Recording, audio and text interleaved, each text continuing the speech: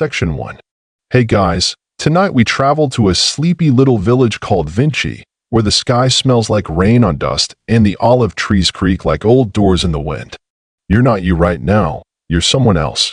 Someone barefoot, sunburnt, and about to scribble the future into a patch of dirt. You're 6 years old. You can't read. You don't need to. You've already got too many pictures in your head. You live in a house that always smells faintly of warm bread and goats. Your mother hums while stirring soup, and your grandfather keeps trying to teach you how to hold a scythe properly. But the thing is, you're not very good at focusing on the now. There's always something flickering in the corner of your mind, like a candle in a room just out of reach. You skip chores to chase birds. You stare too long at the way sunlight turns olive oil into gold. You're obsessed with horses, how their hooves pound the earth, how their manes wave like flags of freedom. And when no one's watching, you find a stick and trace their shape into the dirt. Over and over. A curved neck. Flared nostrils. Muscles tensed as if they might leap off the ground and run straight into the sky. So, before you get comfortable, take a moment to like the video and subscribe, but only if you genuinely enjoy what I do here, and if you're listening somewhere far away. Drop your location and local time in the comments. I love knowing where you're dreaming from.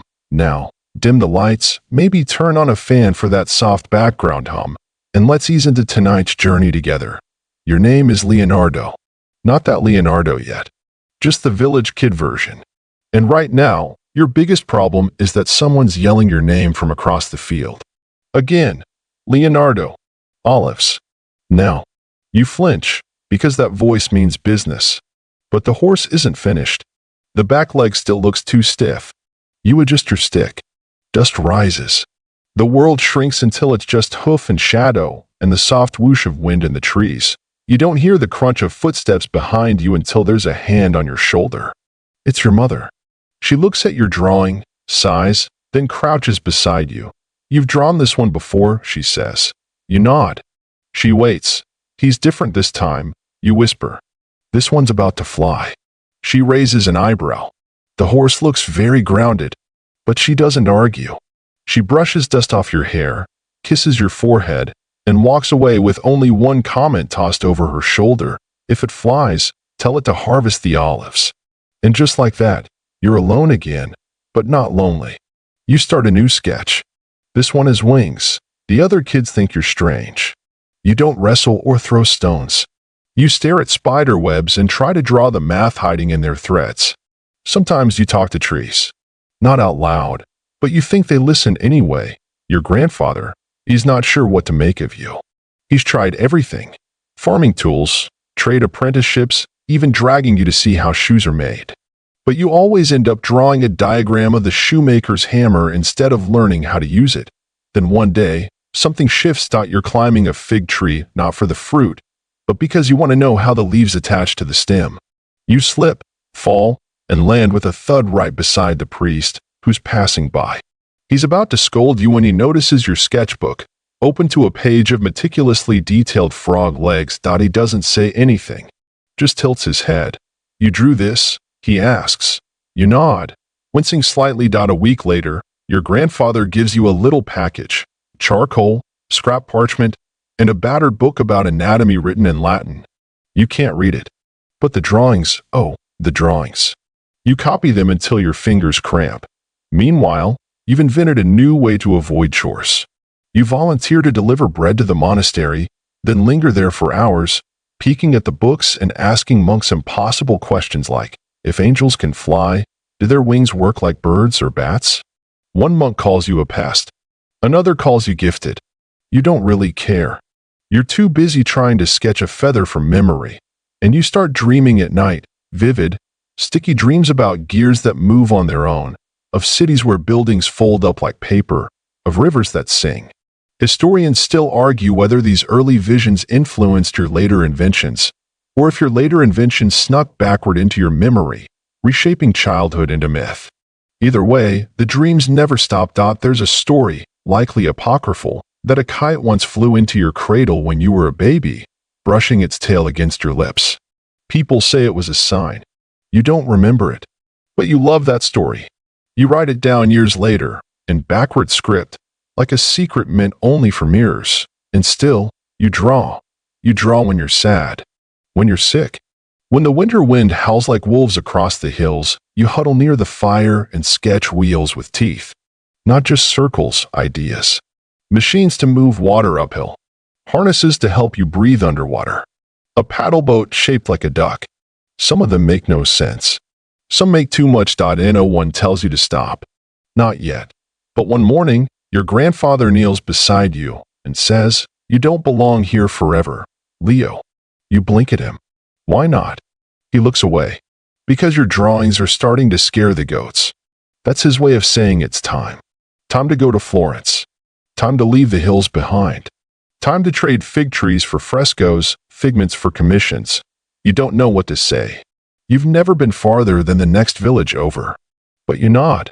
You pack your drawings, your broken lute, and that weird feather you swear came from an angel. And you leave. You're 10 years old. You smell like hay and ink. And somewhere ahead of you, the Renaissance is waiting. Section 2. You arrive in Florence on a morning so loud it feels like the city is yelling in color. Cartwheels clatter over cobblestone. Hawkers bark out deals about eels, and someone nearby is arguing, loudly, about who has the freshest figs. It's not quiet like Vinci. It's not slow. You step into the chaos with a linen sack over your shoulder and charcoal dust on your fingertips. Florence smells like smoke, old stone, and wet paint. You're barely 12, and you've just been accepted into the studio of Andrea del Verrocchio, a name people mutter like it's half a prayer, half a threat. He's not the nicest man, but he's the best. And in this city, that's what matters. You don't start by painting angels. You start by scrubbing floors, fetching eggs for tempura, grinding lapis lazuli until your knuckles ache, just to make a tiny spoonful of ultramarine. You carry wood, stir varnish, chase cats out of the workshop, and get yelled at daily in at least 3 dialects of Italian. Your job is to watch and to learn and to stay out of the way, which you're terrible at, because everything makes you curious that you're supposed to clean brushes, but you stop halfway to examine how the bristles absorb pigment. You spend an hour watching how light refracts through a jug of wine someone left on a windowsill. You try to paint that jug. You get in trouble. Again, there are a dozen apprentices, all older than you. Some sneer. Some ignore you. One threatens to shove a maul stick somewhere deeply uncomfortable if you touch his brushes again. You stop touching his brushes. You do not stop watching. You learn how gesso smells when it's gone bad.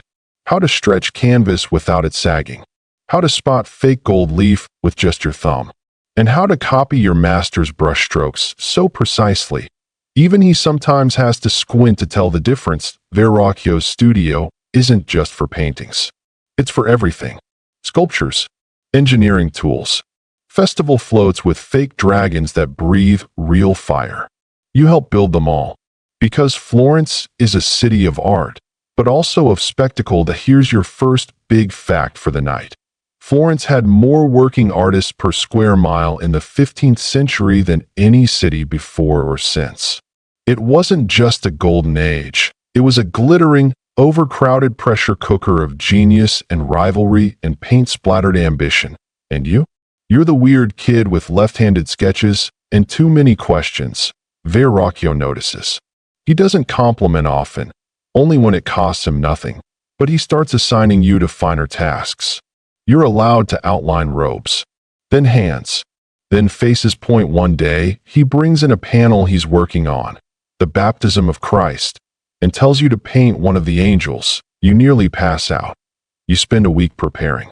You sketch it 100 times. You repaint it twice after the first layer cracks. But in the end, it shines. The angel's expression is so gentle, so luminous, that Verrocchio reportedly swears to never paint again. Historians still argue whether this is true or just a romantic rumor, but either way, you leave a mark that you're still just a teenager. And now the other apprentices glance sideways when you walk by. You start staying late. Way past curfew. You draw after dark by candlelight, until the wax puddles and your hands go numb. You copy everything. Fabric folds, animal anatomy, a bowl of figs that's been rotting on the counter for days. You watch a mouse drink from a paint bowl and draw it mid-lap. Your sketches get strange. Not bad. Just different. Point one of them is of a child's skull, perfectly rendered, labeled in backward script. Another is a machine that can raise theater curtains using water pressure. Another is a drawing of a lion whose tail ends in a flower. Why? Someone asks you. Pointing at that last one, you shrug. Why not? You're not interested in painting things the way they are. You're obsessed with how they could be. Point one afternoon, while the others mix pigments, you sneak into the cathedral construction yard. You want to understand how Brunelleschi's dome works. It's enormous, floating over the city like a stone balloon. You lie on your back under it, sketching the way the ribs support the weight. Someone finds you and tries to drag you out by the ear. You draw them. 2. There's a fringe theory floating around that Leonardo may have invented the double-hulled ship during these years, or at least sketched the concept. Historians still debate whether he really came up with it first, or just refined an idea already drifting through the workshops. Doesn't matter to you. You don't care who thought of it first. You only care about how it works, and how to make it beautiful. You begin making lists. Pages and pages of things you don't know yet. Why do birds tilt their wings to turn? Why does water curl when poured from a height? How many muscles in a horse's leg? Why does sadness make people beautiful? You never finish answering these. But you keep adding more. Point one night, Verrocchio catches you asleep at your desk, face pressed to a half-drawn schematic of a gear system powered by falling sand. Instead of yelling, he tosses a blanket over you and leaves the candle burning. He knows. You're no longer just an apprentice. You're a problem, a promise, a question the studio can't quite answer. Because you're not just painting Florence, that you're trying to understand it, and it's trying to outrun you. Section 3. You're getting older now, maybe 15, maybe 16. No one's keeping exact track, and honestly, you're too distracted to care. Because while your fellow apprentices are jockeying for commissions or flirting with patrons' daughters, you're deep in the back room, dissecting the anatomy of a cat. Not metaphorically. Literally, that you're supposed to be sketching biblical scenes, but your drawings are full of fur, fangs, and armor. One features a house cat in a knight's helmet, complete with tiny chainmail leggings. You don't show this to Verrocchio. You show it to the cat. It looks unimpressed. Your life now is a study in contradictions. You spend your mornings painting angel wings, your afternoons watching blacksmiths hammer steel, and your evenings figuring out how sound moves through the hollow body of a lute. The lute was supposed to be a hobby. Now you've taken it apart. Again, and you're building a better one. The strings need more tension. The body needs to breathe like a lung. You sketch plans for a curved, almost organic design, something that looks like it might sing by itself. Someone walks past the workshop and hears the strange, warbling music. You coax out of the thing and mutters, "What is that noise?" You grin. It's the future, probably. Or at least a prototype. Here's your mainstream historical fact. Leonardo wasn't just a painter. He was a skilled musician, known for both composing and performing. At court gatherings, he'd often play on a custom silver lute shaped like a horse's head, because of course it was. And while everyone else was trying to climb the ladder of success, you were building a new kind of ladder. One that folded sideways and stored itself in a wall. It was technically for the library, but also, it was just fun. Your sketches now are starting to look suspiciously modern. One of them shows what looks like a bicycle. Another, an early concept for a parachute. You're not sure what you'll do with them yet, but you keep them anyway, just in case. And the animals? Still everywhere. Horses, sure, but now birds. Birds all the time. Pigeons, hawks, herons. You draw them with wings extended and bones exposed. One page shows every stage of a bird's flight in a spiral, like a ballet choreographed by gravity. You spend whole afternoons lying on rooftops, watching pigeons take off. You count their wing beats. You try to map the angle of each feather mid-turn. At one point, you try tying silk to a beetle to see if it can carry a tiny payload. Spoiler, it cannot. One fringe theory, You may have been the first person to conceptualize ornithopters, machines that fly by flapping wings, based on how birds move. Historians still debate whether your designs could have actually flown or were just whimsical doodles with no engineering merit. The answer is probably both. You build models out of wire and parchment. You test them in secret. When they fail, you tweak. When they fail again, you adjust. You don't mind failure. It's just another kind of sketch, and through it all, you write. Not essays, not letters. You fill notebooks. Hundreds of pages in mirror script, right to left, backwards, like your brain is whispering secrets only you can hear. Historians will later argue whether this was to keep people from stealing your ideas, or just because you're left-handed and ink smudges easily. Probably both. Again, you make lists. Instruments that don't exist yet. Machines to measure wind.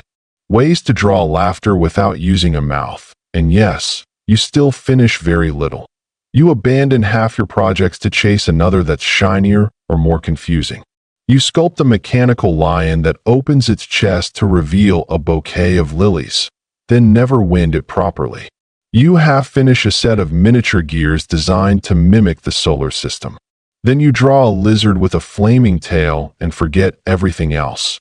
But some people are starting to notice point one day. An older artist walks past your workstation and stops. You drew that lion? You nod, blinking charcoal dust out of your eye. And you made that lute? Another nod. Are you trying to be 10 different people at once? You grin. Maybe 11. Florence is changing. The Medici family is gaining more power, commissioning more art, and throwing more elaborate pageants. Artists are rock stars now. Well-fed, well-dressed, and increasingly competitive. You're still scruffy, still forget to brush your hair, still more interested in dissecting frogs than impressing nobles. But your name is starting to buzz. Quietly. In corners, you get invited to a feast. You wear shoes. People are confused. You play music. People are very confused. You build a stage effect that simulates a storm using rotating drums and cloth thunder. One noble calls it witchcraft. Another commissions you for a birthday party. You do the party. You make a mechanical dragon that breathes smoke and sneezes confetti. It explodes slightly. People applaud anyway. And afterward, while everyone else drinks wine and brags about commissions, you sneak outside and sketch the way the moonlight filters through grapevines. Because parties end, but ideas don't. Section 4. You're in your early 20s now, and Florence has started to feel small not in size, but in scope. You've painted for rich men, performed for nobles, and impressed people who never even knew your name the day before. But something inside you itches constantly. A kind of quiet, flickering hunger. Florence is all drama and decoration. You want structure, challenges, something Messier. And that's when you hear about Milan. Milan isn't like Florence. It's less about gilded halos and more about iron. A city of stone and soldiers. Of function over flair. The Duke there, Ludovico Sforza, is looking for someone who can build war machines. You? You've never built an actual war machine in your life. So naturally, you decide to apply. Here's where it gets legendary. You sit down to write what is arguably the strangest resume in history. It opens with a list of battle gear you say you can build. Indestructible chariots, lightweight bridges, cannons with more range, forts that practically defend themselves. You also throw in some special effects for parties. Just to be thorough, historians still argue whether you truly believed you could build half this stuff or were simply winging it with extreme confidence. Either way, the Duke is intrigued, probably confused, but definitely intrigued. You pack your things, some drawings, your best loot, a couple of half-finished devices that you can barely carry, and head north. The roads to Milan are long, muddy, and smell faintly of horse breath and regret. You make the trip on foot, stopping often to sketch rivers and invent theoretical water-lifting devices that won't exist for another 300 years. When you finally reach Milan, it's gray, intimidating, less Renaissance sparkle, more military fortress energy. But you love it immediately. Florence was for poets. Milan is for builders. You arrive at court, and they don't know what to make of you. You're dressed oddly, talk too fast, and carry a musical instrument shaped like a weapon. But you've got this way of making people laugh without trying. And your sketches? They speak louder than words. So you're hired, not as an artist. Not at first. As a military engineer. Let that sink in. You're standing in the middle of a Milanese workshop, staring at a table full of metal parts, and someone hands you a commission to design a mobile fortification with rotating blades. You nod like this is totally normal. And then you build a pasta cutting machine. Okay, not technically, but it looks like one. Gears, arms, strange pulleys. It doesn't do much, but it looks impressive. And that's kind of the point. You start sketching more devices. Some of them are brilliant, like an early diving suit that could let soldiers sneak into enemy ports underwater. Others? Less so. Like a giant crossbow so big it can't be moved without dismantling 3 city gates. But you're not just doing this for the paycheck. You're playing. And the court? They're fascinated. Even when your designs aren't feasible, they're dazzling. You're a magician who uses chalk and string instead of smoke and mirrors. Here's your quirky tidbit for the section. You once designed a mechanical theater set that could transform from a sunny meadow into a volcanic hellscape using nothing but rope, weights, and sliding panels. Audiences screamed. Some ran. You considered that a win. And now, finally, people start calling you more than a curiosity. They call you maestro. But you're still restless. You build one machine, already imagining the next. You help design a canal system, then get distracted drawing ideal cities with perfect geometric layouts that no one asks for. You do the job, but always veer off the path. You also start making friends in strange places. Mathematicians, gardeners, cooks. You ask everyone questions. What do you know about wind? How do fish sleep? Why do people cry when they're happy? One man, a court jester, calls you the walking contradiction. He's not wrong.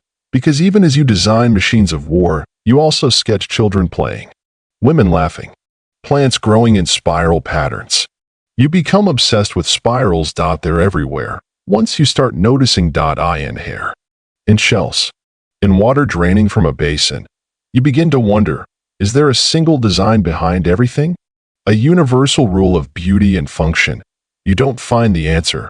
You do sketch it, though. 18 night. In your cramped Milanese room, you draw with candlelight flickering beside you. The flame makes your ink shimmer.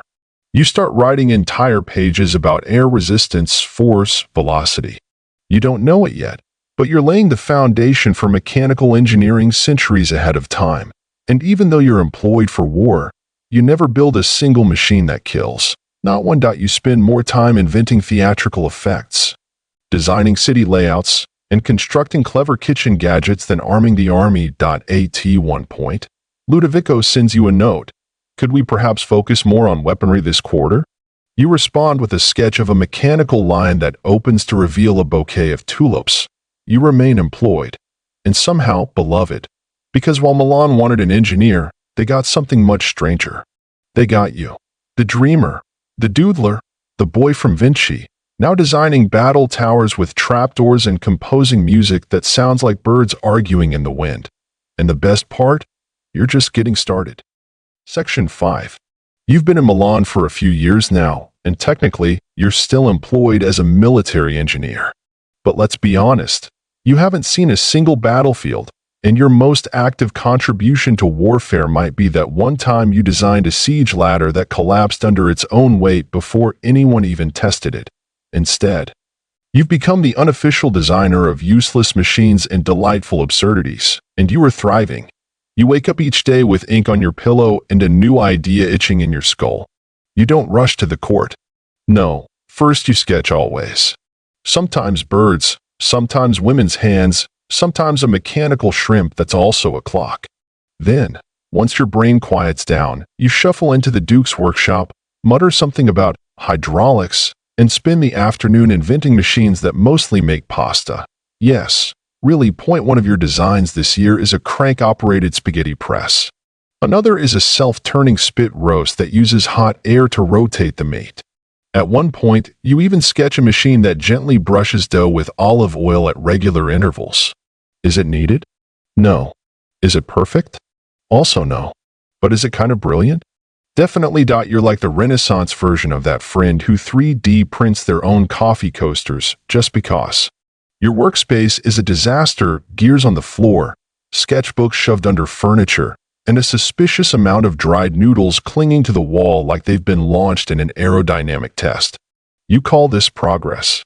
Your assistants call it a cry for help. Here's a mainstream historical fact. Leonardo actually did design a mechanical kitchen for the Duke's banquets, complete with automatic spit turners and conveyor systems.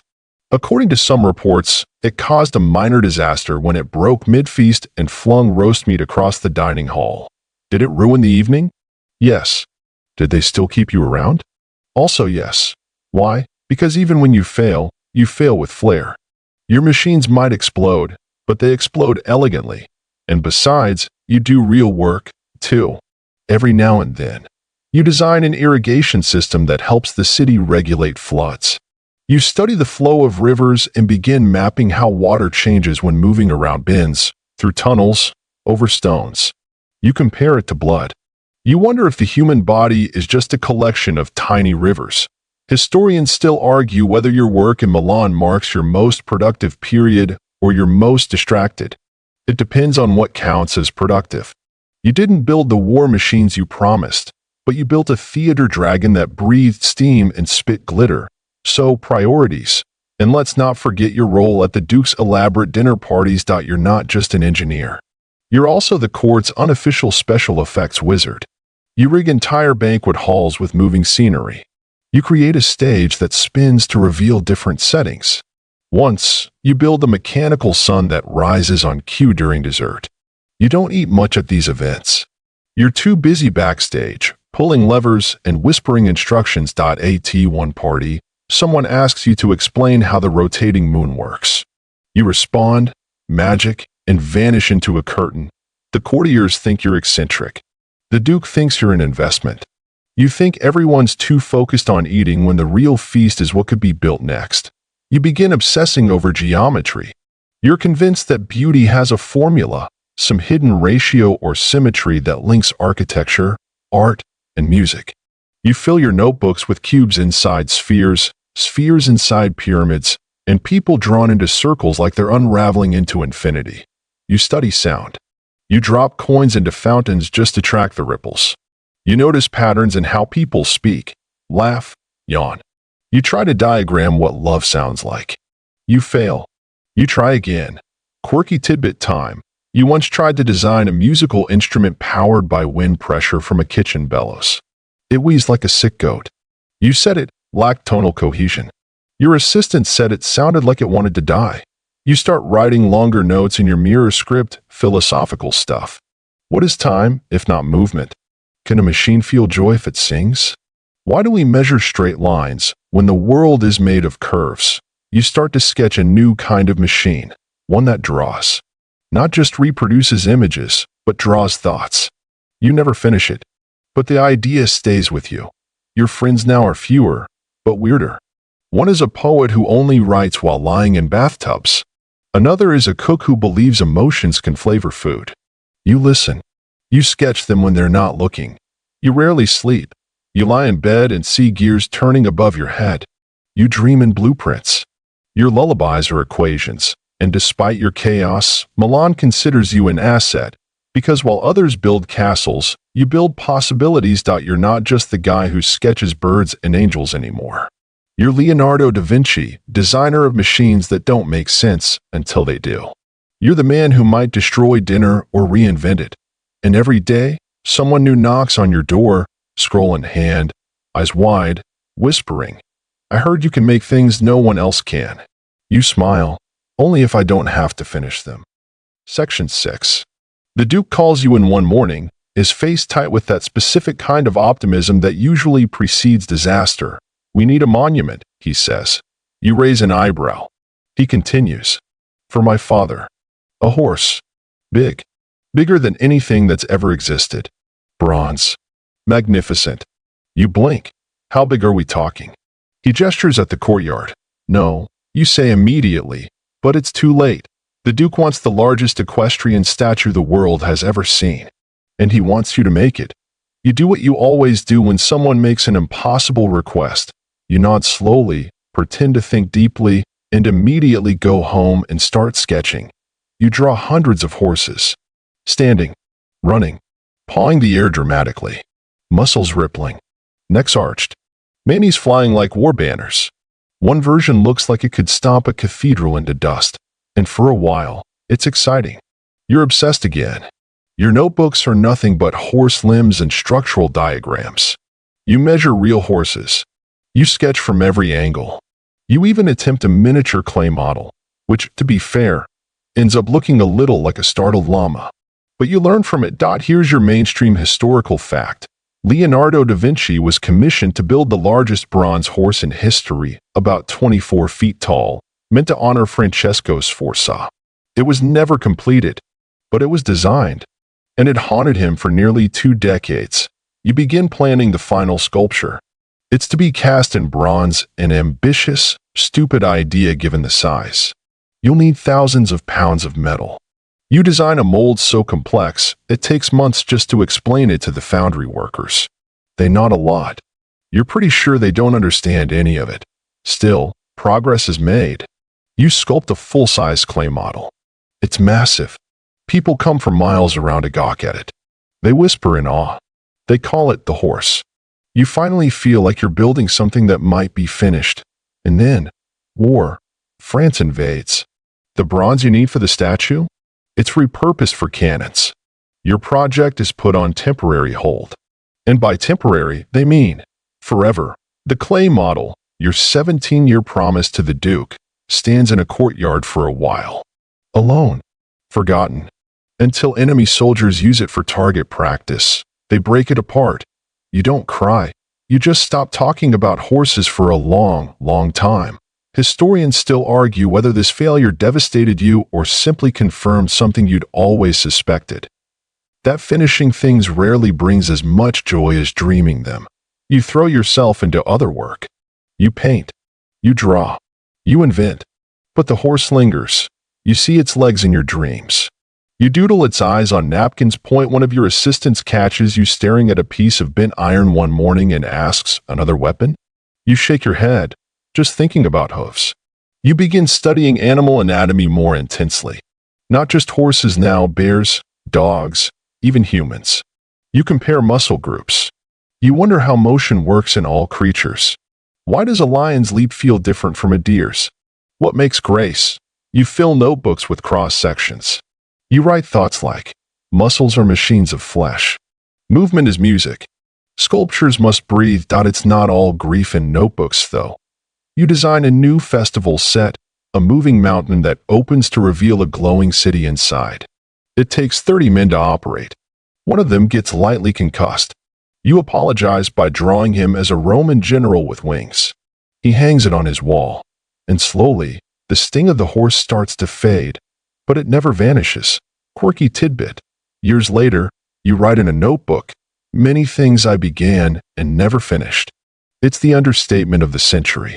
You start calling your unfinished works your phantoms. They follow you. The horse is the biggest one. Still, you keep going. Because that's who you are. You fail spectacularly, and then you invent a water-lifting device shaped like a corkscrew just to see if it works. It sort of does. You lose a monumental sculpture, and then you sketch a way to build bridges using tension alone. You sulk for a month, and then you design a wind-powered sawmill. And even though the Duke never gets his horse, he keeps you around. Because you're Leonardo, and nobody else makes failure look this good. One day, while sorting through old sketches, you find one of the early designs. A wild horse, front legs raised, head flung back, carved with such impossible grace it almost dances off the page. You hold it up to the light, and you smile, because even if the statue is gone, the idea still breathes. Section 7. You've been in Milan long enough to know which streets to avoid after sunset, which fountains are best for drinking, and which morgues will let you in if you ask the right way. Yes, morgues. You've developed a new obsession. Not with horses, not with gears, not with kites or kitchens, With the human body, you want to know how it works, not just on the surface, but underneath, under skin and sinew and breath. You want to see what holds us up, what moves us forward, what breaks when we die.so you start visiting the dead, quietly, carefully. At night, you carry candles, knives, your sketchbook, and you whisper your apologies as you cut.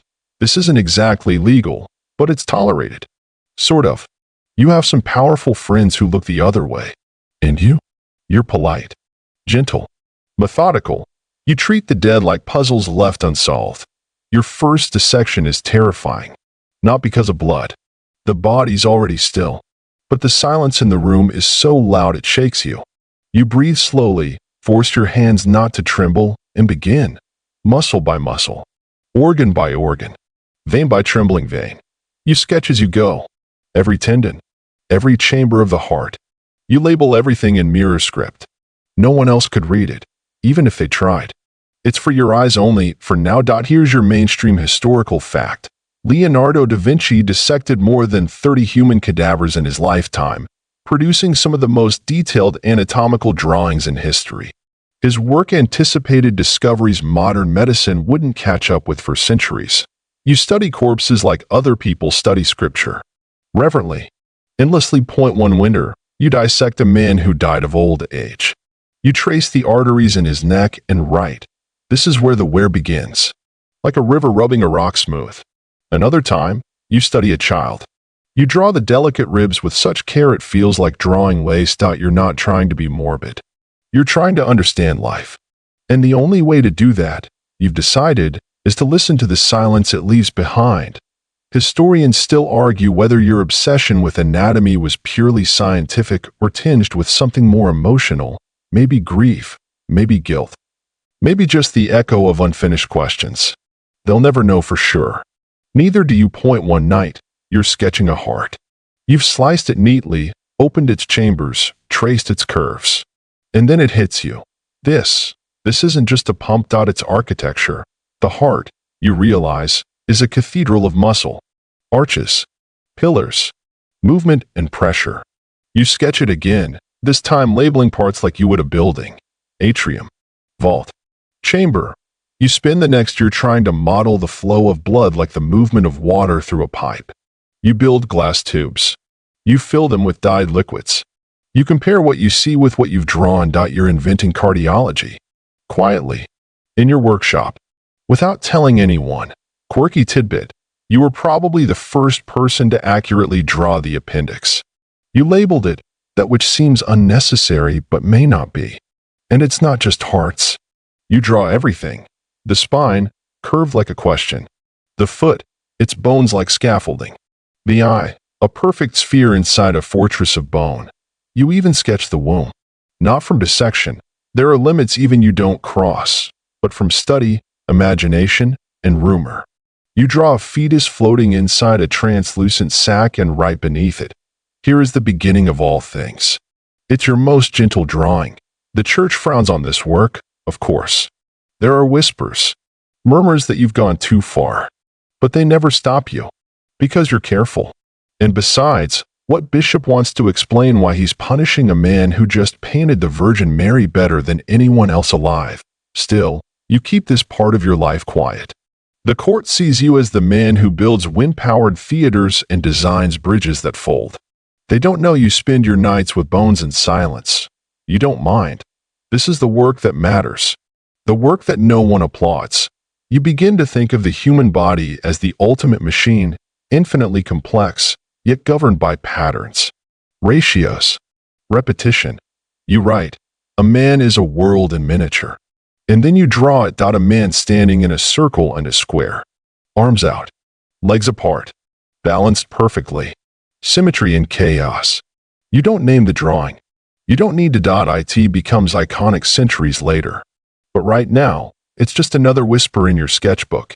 You return to the morgue again and again. By candlelight. By instinct. You draw until the wax melts to nothing and the ink runs dry. Because death doesn't frighten you. But not knowing? That does. And in every rib, every ligament, every thread of nerve, you find an answer to a question no one else bothered to ask. Section 8. You're hunched over a long, crumbling wall in a monastery dining room that smells like wet stone and boiled onions, muttering about humidity and mold. You've been painting the Last Supper for what feels like forever, and the wall is fighting you. This is no ordinary mural. You've convinced the monks to let you try a new method, one that doesn't require working on wet plaster like traditional fresco. Why? Because fresco dries fast, and you're slow. You like to think, rework, adjust, and maybe, just maybe, revolutionize the way painting works. So you use dry plaster, which is a bold choice. By bold, we mean risky. By risky, we mean it's going to flake off faster than a bad sunburn. But at the time, you feel like a genius. You paint in layers. You mix pigments with strange concoctions, egg, vinegar, maybe a little witchcraft. And as usual, you don't just paint what's expected. You paint what's never been seen. Here's your mainstream historical fact. The Last Supper took Leonardo about 3 years to paint and began deteriorating almost immediately after it was finished due to the experimental technique he used. You don't just show the moment Jesus announces betrayal, you freeze the emotional explosion that follows. Every apostle reacts differently. Shock, denial, suspicion. You catch it all in their faces, their hands, their tension. It's not just a meal. It's a storm. And you spend an entire week getting Judas's expression right. You place him in shadow, clenching a bag of coins, recoiling. One monk says, "Why does he look like my cousin Enzo?" You ignore him. You go back and adjust the bread. You adjust the folds in Peter's robe. You stare at Christ's calm expression for hours, wondering how peace and sorrow can coexist in one face. The monks complain you're taking too long. They're used to artists who slap on halos and call it a day. You respond by asking if they've ever considered rearranging the dining tables to match the painting. They say no. You do it anyway. It looks better. People begin sneaking in to watch you work. Nobles. Pilgrims. A dog once. Everyone wants to see what the genius is doing with a paintbrush and a rapidly deteriorating wall. Quirky tidbit. You were rumored to have stared at empty plates in silence for hours to study how light bounced off crusty bread. One monk swore you whispered to a tomato. No one questioned you. Genius comes with a pass. And yet, despite all this effort, all this brilliance, your masterpiece starts to die. Before it's even D or Y. It begins with a small flake near Thomas's finger, then cracks at the edge of the tablecloth. You run your hand across the surface and your heart sinks. The paint's lifting like old wallpaper. You try everything to fix it. Resins, waxes, resealing, repainting. Nothing holds. The wall doesn't care that it's a masterpiece. The wall just wants to crumble. Historians still argue whether this failure was your greatest miscalculation or just a tragic result of pushing boundaries too far. Some say you were arrogant. Others say you were ahead of your time. Most say both. You don't speak of it. Not often. Instead, you visit the room late at night. You stand in silence. You trace the lines in your mind, knowing they won't be there forever. And yet, people keep coming. Years go by. The wall fades. The paint powders off like fog. But the power of it remains. Travelers weep in front of it. Students sketch what they can before it disappears. The image outlasts the pigment, because you captured something deeper than paint, emotion, movement, divine stillness and chaos. It becomes your curse and your crown. You're the man who painted the most famous meal in history on a wall made of sadness. You paint other things after this. Portraits, small commissions, maps, but nothing quite like this. And sometimes you wonder, was it worth it? All those nights alone with candlelight and wet plaster, repainting fingers and shadows and spilled salt? You think yes, because even if the wall forgets you, people won't. Section 9. Your notebooks are multiplying. They're everywhere now, under your bed, stuffed behind shelves, hidden in toolboxes, even rolled into your boots like paper socks. Pages and pages, thousands of them, filled with diagrams, jokes, sketches, theories, doodles, prayers, to-do lists, inventions, dreams, grocery items, and notes about water pressure, and almost all of it is written backward, not for secrecy. Probably. Not for vanity. Unlikely. But because you're left-handed, and dragging a quill across what ink means smudges. So you flip the script, literally. Mirror writing. You can read it in the reflection of a bowl of water. Everyone else? Totally baffled. You like it that way. This is the part of your life where the notebooks become the life. You're painting less, inventing more. But not in the explosive, tada, look at my flying machine kind of way. No. Quietly. Like a scientist in a cathedral of paper, you don't publish any of it. You don't even try. Which is kind of a bummer for humanity, considering you're sitting on accurate diagrams of the human heart, principles of fluid dynamics, concepts for scuba gear, and the rough outline of a helicopter. You invent scissors. You redesign the compass. You dream up something that looks suspiciously like a calculator. And then you move on. Because that's how your brain works. Start. Wonder. Sketch. Half finish. Abandon. Repeat. Mainstream historical fact. Leonardo wrote and drew over 7,000 surviving pages of notebooks covering anatomy, mechanics, botany, astronomy, flight, painting, engineering, and weird jokes about fat people on bridges. Almost none of it was published during his lifetime. You don't organize them. You label them vaguely. Things to remember, problems, birds and men, for when I'm old. There's one notebook just full of questions. Real ones. Why do people yawn? How does a fly walk on the ceiling? Where does the soul live in the body? What color is shadow? You never answer most of them, but you keep asking. You fill entire pages with scribbled phrases like, observe the spiral. Water is the blood of the earth.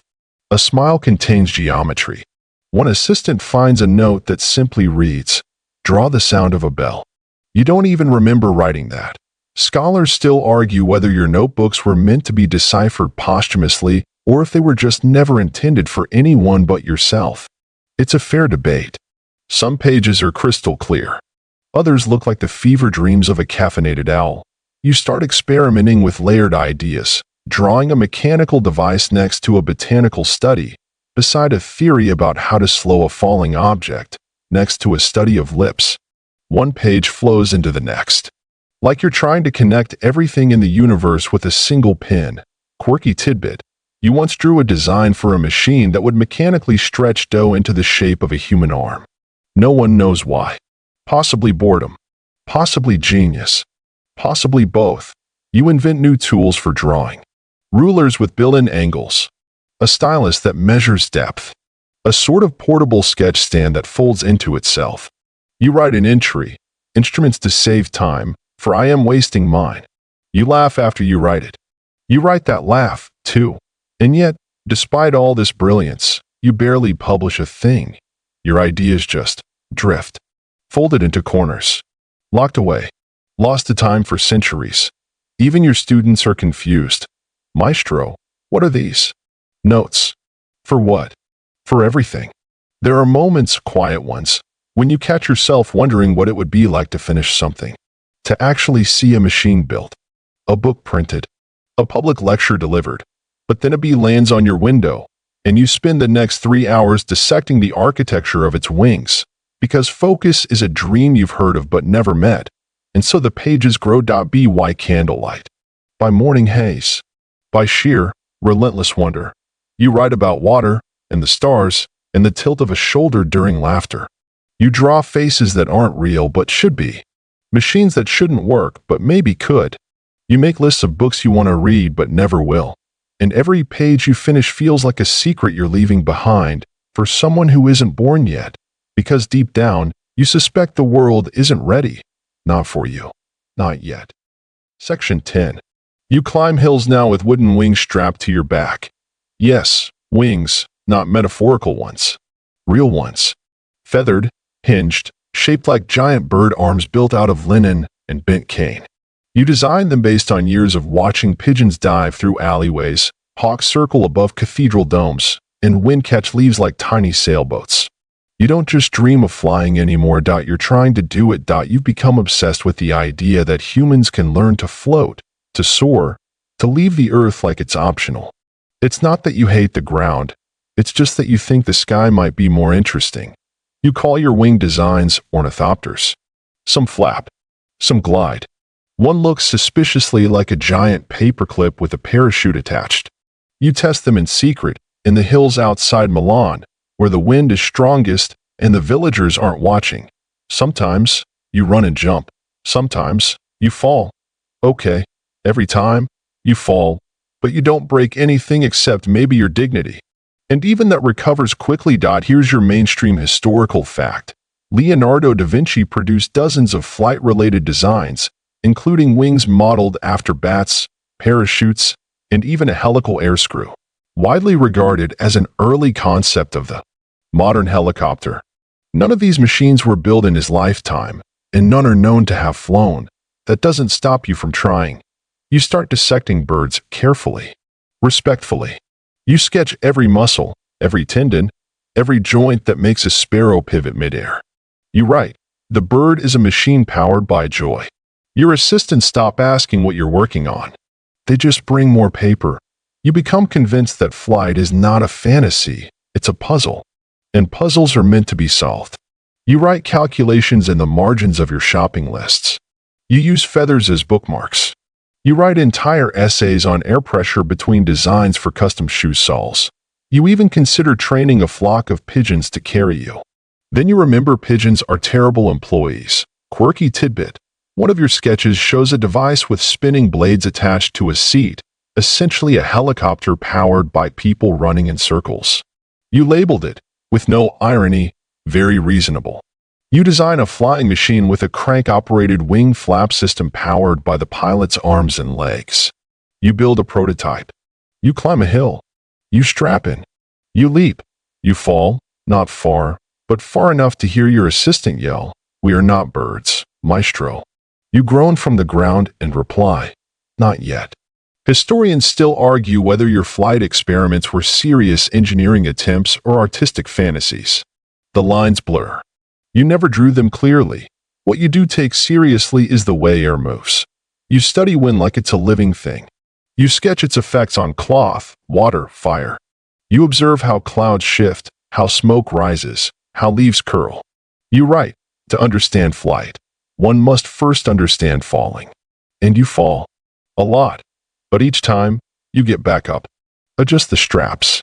Tilt the frame. Try again. Because for you, the goal isn't glory. It's gravity. You want to understand it. Outweed it. Maybe even befriend it. And so the sketches continue. Hundreds of pages. Some labeled with notes like, too heavy.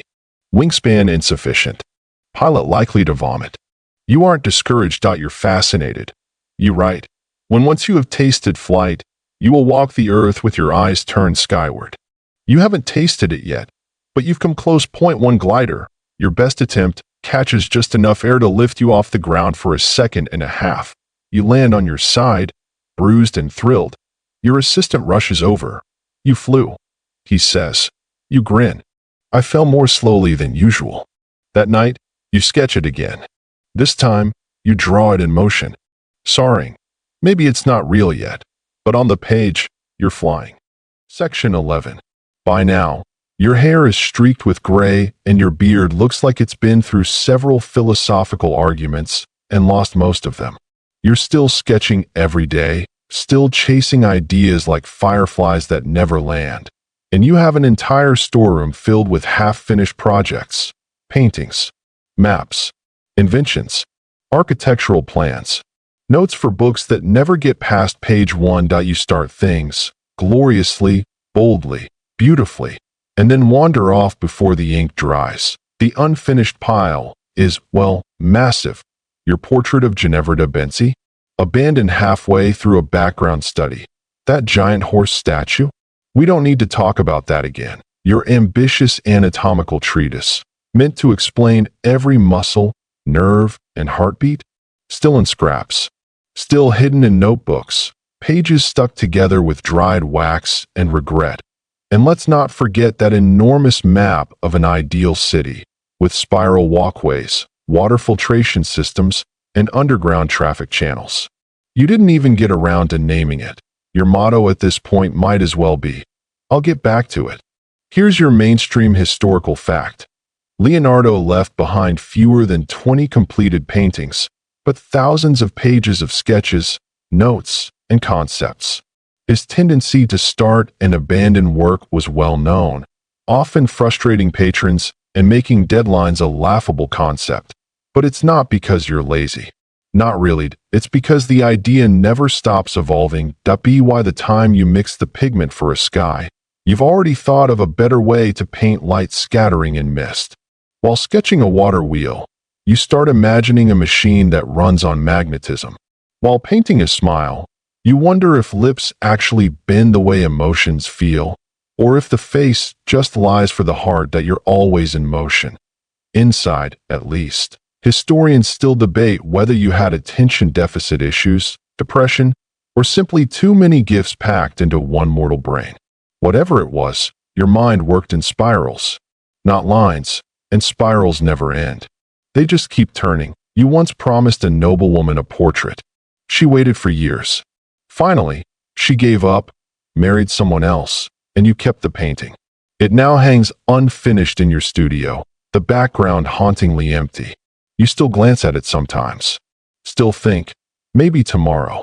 You paint La Gioconda, the woman who becomes the Mona Lisa. You paint her for years. Years. You tinker with it the way someone might tune a violin, endlessly and quietly. Even when it's done, it's never done. You carry it with you when you travel. You sleep with it in the same room. Quirky tidbit. You were so obsessed with getting the corners of Mona Lisa's mouth right that you reportedly painted them with a brush that had only one bristle. 1. The artistic equivalent of handwriting a novel with a chopstick. And it's not just paintings. You write a treatise on flight, halfway out a book on painting, half done out a series of designs for war machines, mostly theoretical. You plan a system of canals that could revolutionize cities. You stop after designing 2 bridges and a water gate, and yet, people still come to you, because what you finish is extraordinary. And what you almost finish. Even more so, there's a strange kind of magic in the unfinished. Like a door left open on purpose. Like a mystery that refuses to explain itself. You live with ghosts. Not the scary kind, the potential kind. What that machine might have done. What that sculpture could have become. What that unfinished sketch of a woman laughing in the margins of your notebook might have meant if you'd painted her. You start calling them your possible children. They don't grow up, but they grow around you. One assistant says, "Maestro, why don't you finish more things?" You reply, "Because if I finish them, they stop moving." He doesn't get it. You don't expect him to. Because for you, the process is the point, not the result, not the applause. Not even the commission. You've already moved on to something else by the time the paint dries. Still, the world keeps asking, "Where's the next masterpiece?" And you keep whispering, "It's in the sketchbook." And when they say, "But it's not finished," you just smile, because the idea is still alive. And sometimes, that's enough. Section 12. You're tired now, not broken. Just well-traveled. The kind of tired that comes from thinking too hard for too long. Your hands still work, but your fingers crack more often. Your eyes still scan the horizon for inspiration, but now they squint a little. Milan is behind you. Florence, 2. You've spent years drifting. A little time in Rome. A little time wondering why popes never want bridges or bird suits, just more saints on ceilings. You're not exactly in high demand anymore. Not for commissions, anyway. But then an invitation arrives from France, from a king. He doesn't want a painting. He doesn't want a machine. He just wants you, which is wild, honestly. You pack your notebooks, your sketches, your flying machine models. And Mona Lisa, of course, still unfinished, still mysterious, still staring. You make the journey north, and for the first time in decades, you exhale. The French court welcomes you like a wizard. They call you father. They ask for advice on everything from irrigation to castle fortification to party entertainment. The king himself, Francis I, is young, curious, and oddly gentle. He calls you his dear old man and brings you fresh fruit when you forget to eat. He listens when you talk about wind. He nods when you rant about city planning. He even offers to build your dream bridge, just to see if it works. Here's your mainstream historical fact. Leonardo da Vinci spent the last 3 years of his life in France under the patronage of King Francis I. living in the Chateau du Clos, just down the hill from the royal palace. You live in a small manor, with ivy climbing the windows and a duck that keeps stealing your bread. You don't mind. You paint less now, but you draw every day. Mostly bridges. Sometimes shadows. You walk the gardens and design fountains that gurgle in Fibonacci spirals. You sketch trees as if they're nervous systems. You give lectures no one asks for about clouds and mirrors and how the wind plays with rooftops. You begin designing a bridge that folds open like a fan. No one will ever build it. But it looks incredible on the page. Francis visits often. He asks questions. You give him strange answers. What is your greatest invention, Master Leonardo? You think for a long time. Curiosity. He laughs. You don't. You spend your evenings by the fireplace with your notebooks spread across the table like a dinner party of ghosts. You talk to them. Add to them. Organize them a little, then undo it. You say things out loud like, yes, but what is a vortex, really? The servants stop trying to understand. You're happy here. Not finished. But at peace with that point. One day, a letter arrives from Italy. An old acquaintance wants you to return. They say your legacy is incomplete. You stare at the paper for a long time. Then you toss it aside and go outside to sketch the way the rain curves around rose petals. Historians still argue whether you gave up on greatness in these final years, or if you finally understood what greatness really was. It's quiet here. You miss the chaos of the Florentine market sometimes. The laughter in Verrocchio's studio. The smell of fresh gesso. But you don't miss the pressure. No one in France cares if you finish another masterpiece. They just want to hear what you'll say next. You become something strange in these final years, not just an artist, or a scientist, or an inventor. You become a storyteller. You tell the king tales about the time you tried to fly, about the machine that could slice carrots into stars, about the horse that never got built, but still gallops in your dreams. He listens like a child, wide-eyed, wondering. And that, in the end, is enough. You're no longer chasing immortality. You're planting in ideas. In sketches. In the minds of anyone curious enough to ask, but what if? Section 13. It's quiet now, the kind of quiet that settles behind your ribs and hums like a distant storm that's passed. You still wake early, still sharpen your charcoal, still walk with your sketchbook under one arm like you're going to invent something on the way to breakfast. But your hands are slower, and the sketches, they don't fight back like they used to. One morning, you open a fresh page. You stare at it for a long time before writing anything. Then, finally, you begin. Thoughts on water, shadows, and sleep. It's not a plan. It's not a diagram. It's not even a list. It's just quiet reflections. You write how rivers never really stop moving, even when frozen. How shadows bend with the curve of emotion. How sleep isn't rest, but a return. You doodle beside the words. Not inventions.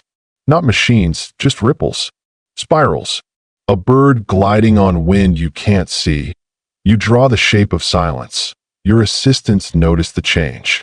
You speak less, laugh less, but your eyes still sparkle when someone asks you a new question. You've begun teaching more, sharing what you can, as if unburdening yourself from a lifetime of unspoken blueprints. Here's your mainstream historical fact. In his final months, Leonardo da Vinci was physically weakened by strokes or illness, but continued working on his notebooks. His last recorded writings contain notes on water movement, botanical observations, and metaphysical musings on nature. You write, life is like a candle, brief but bright. You write, we do not end. We transform. You write, the eye opens to light and closes to memory. You still draw hands. Yours are shakier now, but you can still find the weight of bone, the stretch of skin, the elegance of fingers curled around nothing. Sometimes the king visits. He brings pears and asks what clouds are made of.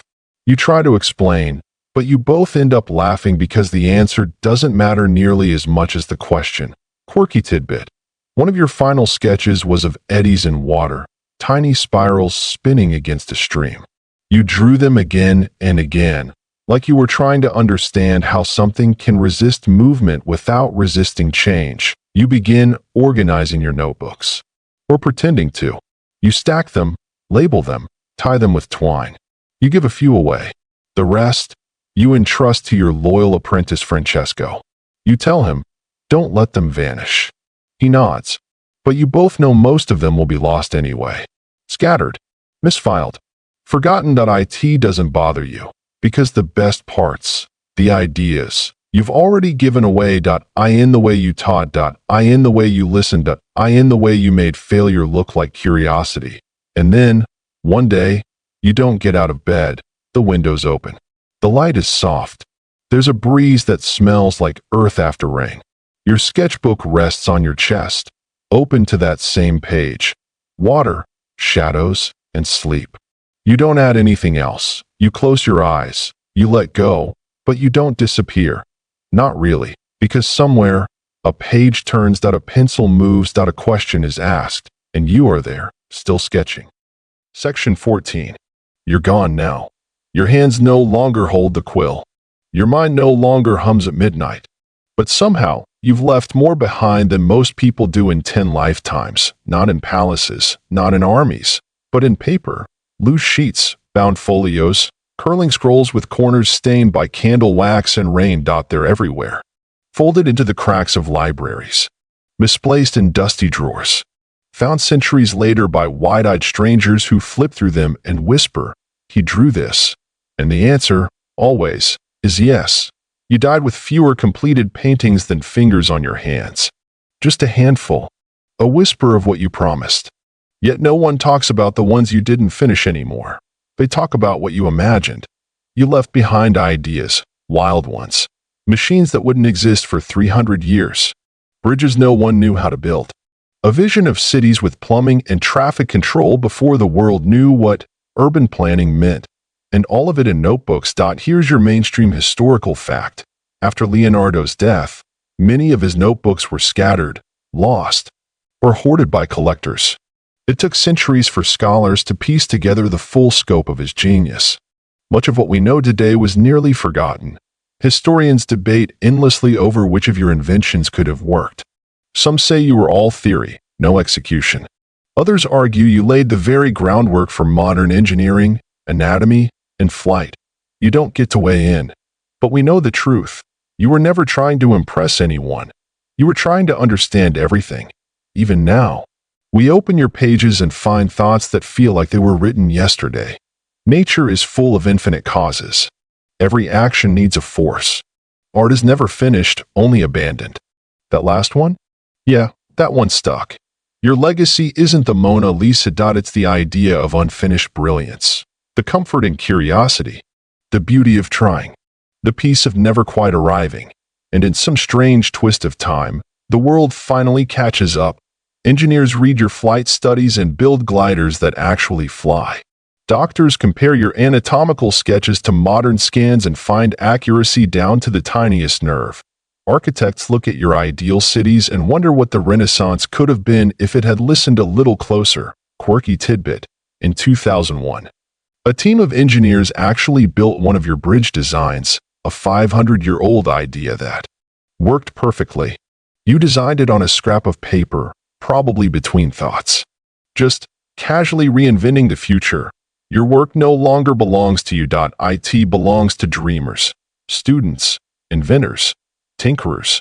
Every time someone picks up a pen and starts with, "What if?" you're there. Your name, now synonymous with brilliance, has become a measuring stick. The Da Vinci of is how we describe someone too talented to fit in one field. You didn't just master disciplines. You dissolved them. You showed us that art is science, and science is art, and music is mathematics, and flight is just sculpture in motion. You blurred the lines. You erased the boundaries. And then, quietly, you left them behind. Because that's what you did best. You left doors half open, pages half full, and the rest, beautifully, mysteriously, unfinished. Section 15. The stars are out. Not the bright, obvious ones, but the faint ones. The sleepy ones. The ones you have to stop blinking to see. They blink back from the edge of space, like pinholes in the curtain between dreams and waking. And somewhere among them, we drift with your thoughts. Your mind, now far from this world, still stirs in the quiet corners of notebooks, in the grain of old wood rulers, in the impossible way a smile curves. Because a mind like yours doesn't disappear that it lingers. You were never meant for one lifetime. Not really. Your curiosity was too wide. Your questions too wild. Your visions too delicate and strange to ever be contained by time or geography or even language. You kept asking why long after most people were satisfied with because. You never settled. You never stopped. And even now, the world hasn't stopped spinning from the momentum you gave it. Here's your final mainstream historical fact. Leonardo da Vinci's contributions span more disciplines than perhaps any figure in recorded history. His notebooks are still studied by engineers, scientists, artists, philosophers, and dreamers. He remains, to this day, a singular bridge between the known and the possible. You began as a barefoot kid drawing horses in the dust, and you ended as the quiet genius sketching bridges to nowhere, only to find they led everywhere. The Duke's horse? Never built. The flying machine? Never flown. The books? Unpublished. And yet, you are one of the most influential minds in history. Why? Because you made room for questions. Because you showed us that an unfinished idea is still worth dreaming. Because you chased wonder, not fame. And somewhere, in a modern lab or a child's bedroom or a sketchbook under a lamp, someone draws something that doesn't quite make sense. And that's you again. Whispering. Try. Quirky tidbit to close. Some historians believe your final words may have been, I have offended God and mankind because my work did not reach the quality it should have. If that's true, then perfection has a sense of humor, because the world doesn't care that you didn't finish everything. The world is still busy catching up, and as we drift into sleep, where thoughts float freely and ideas slip their cages, we hear your wings flap once more, not landing, just soaring, because some minds aren't meant to land, they're meant to hover, just above the possible, like dreams. Now, let your eyes close a little. Let your breath slow that we've traveled far tonight, through dusty hillsides, and candlelit studios, across war rooms, dinner parties, and rooftops where a boy tried to fly that you've walked in the sandals of a genius who couldn't stop starting, who sketched in the margins of sleep, who asked questions the world still hasn't answered. And now, here you are, at the soft end of that story. Let the inventions rest. Let the paint dry. Let the horse gallop quietly through your thoughts one last time. The stars outside your window don't rush. Neither should you. There's nothing more to finish. No page left to fill. Just the gentle hum of what was, and the deep peace of what remains. Because even as the world spins on, even as history marches, somewhere, on a desk, in a drawer, in a dream, there's still a drawing waiting, still a sketch unfolding, still an idea whispering. What if? So sleep, now that you're in good company. And tomorrow, you'll wake up, maybe pick up a pencil, and maybe, just maybe, you'll leave something unfinished too. But beautiful. End of script. Sweet dreams.